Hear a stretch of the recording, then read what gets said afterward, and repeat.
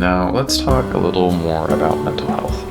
I'm really glad that over the past few years, mental health has become increasingly recognized as an issue, and I feel like it's becoming much more socially acceptable to discuss and address openly.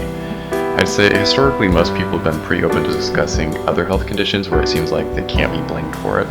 Like, yeah, sure, they'll talk about their low thyroid in public, because it takes some mental gymnastics to come up with a way to blame somebody for deliberately causing their thyroid levels to be low.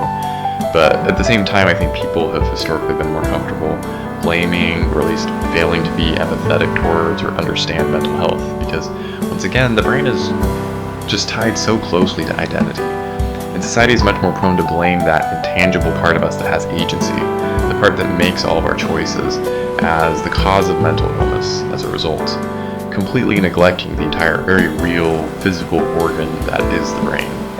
Because of course, the most logical answer is that people are obviously just choosing to have depression and anxiety.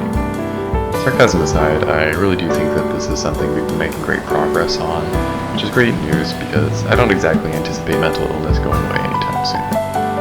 That being said, there's still a lot of misconceptions out there surrounding mental health. I remember talking to one of my patients in the hospital about how I really thought it would be a good idea for them to start seeing a psychiatrist to help manage their care after they were discharged, just considering some of the different problems they were dealing with. And without skipping a beat, this patient said, "You mean like one of those cuckoo doctors?" In response, I said something along the lines of this. Well, no, they're not cuckoo doctors. They're doctors who specialize in the medical management of mental health disorders. Your brain, your thoughts, your feelings and perceptions, they all run on neurotransmitters. These little molecules that just bounce around between brain cells, running into different receptors and causing all kinds of different reactions.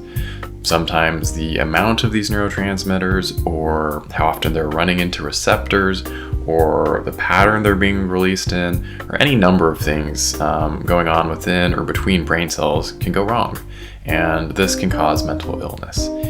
It really would be more appropriate to think of a psychiatrist as a doctor who specializes in neurotransmitters, making everything right again to help treat mental illness. Of course, this wasn't a perfect explanation, but it did really seem to strike a chord with my patient, and this understanding ultimately made them much more willing to meet with someone when they got out.